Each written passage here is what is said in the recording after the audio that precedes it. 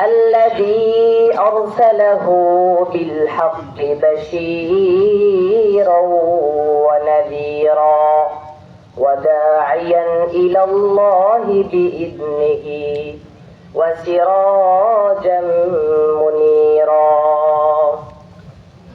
أما بعد فأعوذ بالله من الشيطان الرجيم بسم الله الرحمن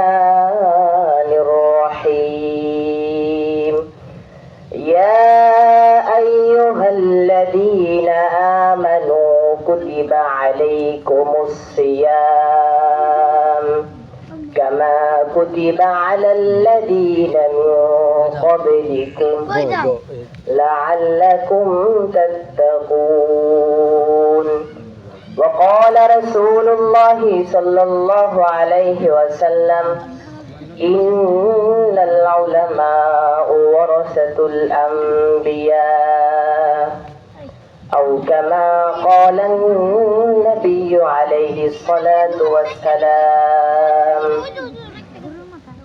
صدق الله مولانا العظيم وصدق رسوله النبي الكريم ونحن على ذلك من الشاهدين والشاكرين والذاكرين والحمد لله رب العالمين محبة الشتى دودي بهم اللهم صل على محمد وعلى آل محمد كما صليت على إبراهيم وعلى آل إبراهيم إنك حميد مجيد اللهم بارك على محمد وعلى آل محمد كما باركت على إبراهيم وعلى آل إبراهيم إنك حميد مجيد ذكر قرآن لا إله إلا الله لا إله إلا الله لا إله إلا الله لا إله إلا الله لا إله إلا الله لا إله إلا الله لا إله إلا الله নবীজির পিতা আব্দুল্লাহ নবীজির মাতা আমেনা নবীজির দুধমা হালিমা লা ইলাহা ইল্লাল্লাহ লা ইলাহা ইল্লাল্লাহ লা ইলাহা ইল্লাল্লাহ লা ইলাহা ইল্লাল্লাহ মুহাম্মাদুর রাসূলুল্লাহ সাল্লাল্লাহু আলাইহি ওয়াসাল্লাম আলহামদুলিল্লাহ মহান রব্বে করিমের দরবারে লাখো কোটি শুকর যে মহান রব্বে করিম আপনাকে আমাকে আজ পবিত্র এক দিনে শুক্রবার জুমার দিনে পবিত্র এক মজলিসে একত্রিত হওয়ার তৌফিক দান করেছেন এজন্য আল্লাহ তাআলার দরবারে লাখো কোটি শুকরিয়া আদায় করি আমরা সকলেই বলি আলহামদুলিল্লাহ আলহামদুলিল্লাহ আরো জোরে বলি আলহামদুলিল্লাহ আলহামদুলিল্লাহ এত সুন্দর পরিবেশ কোরআনের মজলিস এই মজলিসে আমরা যে আজকে পেরেছি এটা কি ভাগ্যের বিষয় না হ্যাঁ ভাগ্য আল্লাহ তাআলা আমাদেরকে এনেছেন এজন্য অনেক শুকরিয়া আদায়ের বিষয় আমরা আবার বলি আলহামদুলিল্লাহ আলহামদুলিল্লাহ আল্লাহ পাককে যতবার ডাকবেন আল্লাহ তাআলা আপনার উপর তত বেশি রহমত নাযিল করবে ঠিক না ঠিক এজন্য বেশি বেশি শুকরিয়া আদায় করা দরকার আছে না নাই আছে বেশি বেশি দান খয়রাত করবেন শুকরিয়া আদায় করবেন তো আল্লাহ তাআলা দেখবেন আপনাকে আরো বাড়ায়া দিবে সুবহানাল্লাহ কারণ আল্লাহ তাআলা আপনাকে একটি সন্তান দিবেন আপনি শুকরিয়া আদায় করছেন আপনাকে আল্লাহ তাআলা আরেকটা সন্তান দিবেন ঠিক না বেটি ঠিক এজন্য ভাইয়ের আমার বন্ধুরা আমার শুকরিয়া আদায় করা দরকার আমি আপনাদের সামনে পবিত্র কোরআনুল কারীমের 2 নাম্বার পারা 6 নাম্বার পৃষ্ঠার মধ্যে রমজান বিষয়ে একটি আয়াত তেলাওয়াত করেছি যেহেতু সামনে রমজান রমজানের বিষয়ে আমাদের জানা দরকার আছে না নাই? আছে, আছে। সময় খুব সংক্ষিপ্ত কিছু আলোচনা করবো রমজানের বিষয়ে ইনশাআল্লাহ। আল্লাহ তাআলা যেন তৌফিক দান করেন, সকলে বলে আমিন। আমিন। আল্লাহ পাক রব্বুল আলামিন কোরআনুল কারীমের মধ্যে বলতেছেন ইয়া আইয়ুহাল্লাযীনা আমানু। কোরআনুল কারীমের মধ্যে যত জায়গায় ইয়া আইয়ুহাল্লাযীনা আমানু আসছে তত জায়গায় আমাদেরকে বুঝতে হবে আল্লাহ তাআলা ঈমানদারদেরকে ডাকতেছেন। আল্লাহ তাআলা কোরআনুল কারীমের মধ্যে ডাক দিয়ে বলেন ইয়া আইয়ুহাল্লাযীনা আমানু, হে ঈমানদারগণ, কুতিবা আলাইকুমুস সিয়াম, আমি আল্লাহ তাআলা তোমাদের উপর রমজান মাসের রোজাকে ফরজ করেছি। কি করেছি? ফরজ। আল্লাহ তাআলা আমাদের উপর রমজান মাসের রোজাকে ফরজ করেছেন। এবং কি শুধু এইটুকুই শেষ না, আল্লাহ তাআলা আয়াতের পরের অংশে বলেন কামা কুতিবা আলাল্লাযীনা মিন ক্বাবলিকুম, যেমনি ভাবে তোমাদের পূর্ববর্তী উম্মত, আল্লাহ তাআলা বুঝিয়েছেন যে আমাদের আগের উম্মত, আমাদের আগের যে নবীরা ছিলেন তাদের উম্মতদের উপর রমজান মাসের রোজা ফরজ ছিল। সেরকম ভাবে আল্লাহ তাআলা বলতেছেন যে যেমনি ভাবে তোমাদের পূর্ববর্তী উম্মতদের উপর আমি রমজানের রোজাকে ফরজ করেছিলাম, আমি তোমাদের উপরও আমার রমজানের রোজাকে ফরজ করেছি। ঠিক কিনা? এজন্য রমজানের রোজা যদি কেউ বাদ দেন, আমার আগে একজন উলামায়ে কেরাম তিনি বয়ানে বলতেছিলেন যে একটা রোজা যদি কেউ বাদ দেয় তাহলে সারা জিন্দেগি রোজা রাখলেও ওই একটা রোজার সমান রোজা হবে না। ঠিক কিনা? এই জন্য রোজা, রমজান মাসের রোজা ফরজ, এটা পালন করতে হবে ভাইয়ের আমার। একটা রোজা জানি বাদ না যায়। হাত তুলে আল্লাহকে দেখিয়ে দেই যে আমরা একটা রোজা বাদ দেবো না ইনশাআল্লাহ। কে কে রাজি আছেন? ইনশাআল্লাহ সবাই নিয়ত করে ফেলি, ইনশাআল্লাহ হয়ে যাবে। ইনশাআল্লাহ। ইনশাআল্লাহ আমি সহ ইনশাআল্লাহ সবাই রোজা রাখবো ইনশাআল্লাহ। শুধু রোজা রাখলেই হবে না, আল্লাহ তাআলা রমজানে আমাদেরকে বাড়তি আরো কিছু ইবাদত দিয়েছেন। ঠিক কিনা? যেমন তারাবির নামাজ।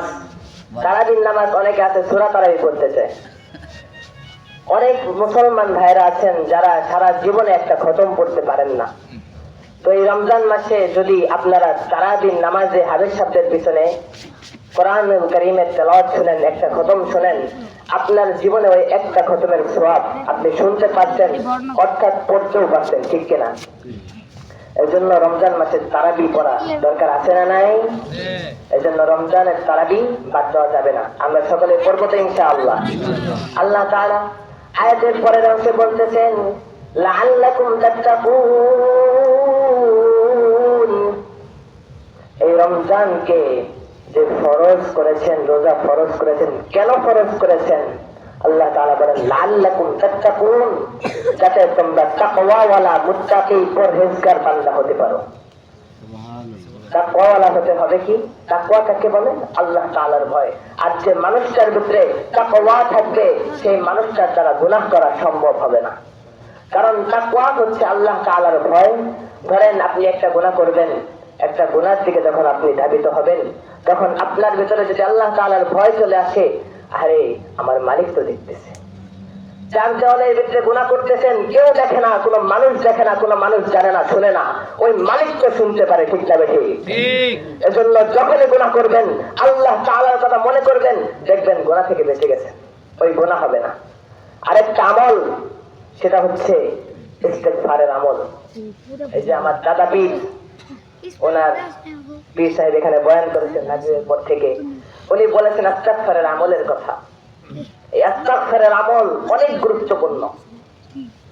একজন ইমাম আহমদ ইবনে হাম্বল, উনি তার জীবনের একটা ঘটনা, উনি এক একটা হাদিসের জন্য দেশ কি দেশ সফর করতেন। তো একবার সফর করতে করতে রাত হয়ে যায়, সফরের রাস্তা অনেক দূর অতিক্রম হতে হবে। সে সফরের সময় এক মসজিদে রাতের এশারের নামাজ আদায় করেছে। তো সে ভাবতেছে যেহেতু অনেক দূর, আমি একটু সময় আজকে রাতটা এই মসজিদে কাটিয়ে ফেলবো। তো ওই মসজিদে যিনি খাদেম সাহেব ছিলেন তিনি বলেন যে আপনি বেরিয়ে যান। সে তো জানে না যে এই যুগের ইমাম আহমদ ইবনে হাম্বলি, সে তো চিনে না। সে বলছে বের হয়ে যান। তো এই ইমাম বের হয়ে গেছে, রাস্তা দিয়ে হাঁটতেছে, হাঁটার সময় দেখে, আপনাদেরকে বুঝাতে চাচ্ছি যে ইস্তেগফারের আমলের যে একটা বরকত, এটা কি জিনিস, এটা বোঝানোর জন্য এই ঘটনা বলতেছি। তো এই ইমাম মসজিদ থেকে বাহির হয়ে যখন হাঁটতেছেন, রাস্তার পথে দেখেন এক পিঠার দোকানদার। শীতের দিনে শীতকালে চিতই পিঠা বেঁচে কি বেঁচে না? বেঁচে। রাস্তার পাশে পাওয়া যায় কি যায় না? যায়। তো এই ইমাম আহমদ ইবনে হাম্বল উনি যখন হাঁটতেছেন, দেখেন রাস্তার পারে এক পিঠার দোকান, আগুন জ্বলতেছে, পিঠা বানাইতেছে। উনি গিয়ে পিঠার দোকানে বসলেন, বসার পরে পিঠার দোকানদারের সাথে কথা বলতেছেন। তো কথা বলতে বলতে এক পর্যায়ে তিনি খেয়াল করেন ওই লোক যখন পিঠা চুলার মধ্যে দেয় তখনও পরে আস্তাগফিরুল্লাহ, যখন ওঠায় তখনও পরে আস্তাগফিরুল্লাহ, যখন টাকাটা নেয় তখনও পরে আস্তাগফিরুল্লাহ, যখন পিঠাটা পার্সেল করে হাতে ধরিয়ে দেয় তখনও পরে আস্তাগফিরুল্লাহ। তো ওই ইমাম আহমদ ইবনে হাম্বল জিজ্ঞাসা করেছেন যে ভাই আপনি কেন আস্তাগফিরুল্লাহ তো বেশি পড়েন? ওই লোক বলে, হুজুর আমি একজন পিঠার দোকানদার হতে পারি, কিন্তু আমি এমন একজন মানুষ, আমার জীবনের কোন দোয়া আল্লাহ তাআলা ফিরে দেয় নাই। আমি জীবনে যা দোয়া করছি আল্লাহ তাআলা আমার সব দোয়া কবুল করছেন। সুবহানাল্লাহ। কেন কবুল করছেন? এই ইস্তেগফারের আমলের কারণে। তো ইস্তেগফারের আমল তিনি করতেন।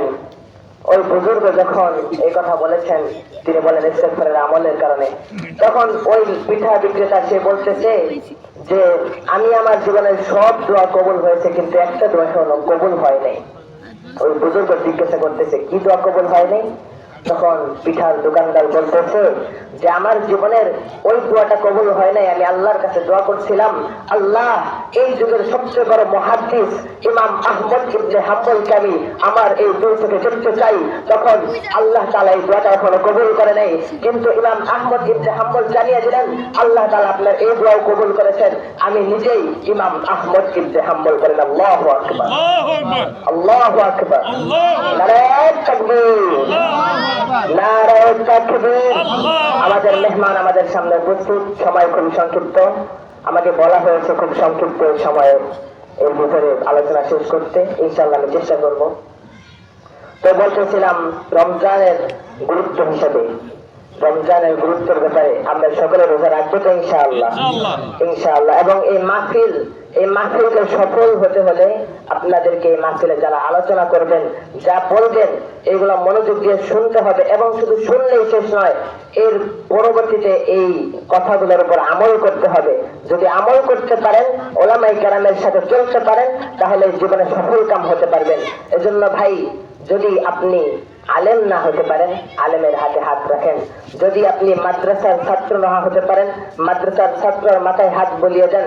যদি তোমার দিলটাকে নরম করতে চাও, মাদ্রাসার এতিম বাচ্চাদের মাথার মধ্যে হাত বুলিয়ে দাও। আল্লাহর নবী বলেন তোমার দিলটা নরম হয়ে যাবে, তোমার কলিজাটা ঠান্ডা হয়ে যাবে, আল্লাহ তাআলা তোমার উপর তার রহমত নাযিল করবেন। এজন্য ভাই আমাদেরকে বুঝতে হবে, উলামায়ে কেরামের সাথে চলাফেরা করতে হবে, তারা যে আমলগুলা দেয় আমলগুলা করতে হবে। যদি আমলগুলা করতে পারো, 5 ওয়াক্ত নামাজ আদায় করতে পারো, তাহলে জান্নাতে যাওয়া সহজ হয়ে যাবে। সুবহানাল্লাহ। তো আলোচনা লম্বা করা যাবে না, যে কথাগুলো বললাম আল্লাহ তাআলা আমাদের সবাইকে বুঝার ও আমল করার তৌফিক দান করেন। সকলে বলি আমিন। আমিন। আর বিশেষ করে রমজানের রোজাগুলা কেউ ইনশাআল্লাহ আমরা কেউ বাদ দিব না ইনশাআল্লাহ।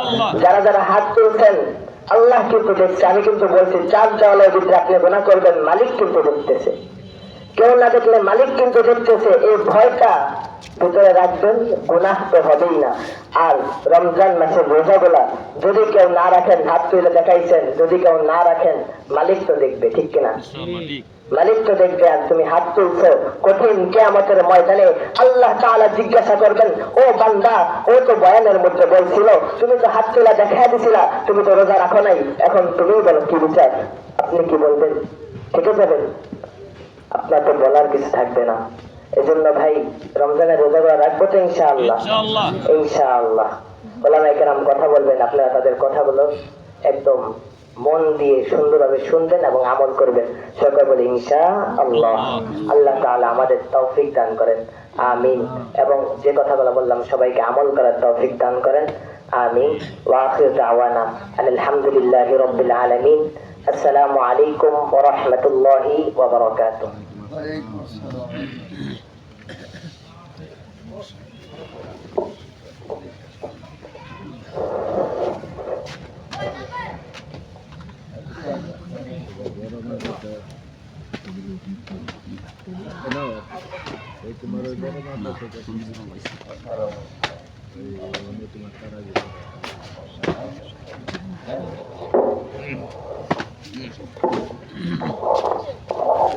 আলহামদুলিল্লাহ হযরত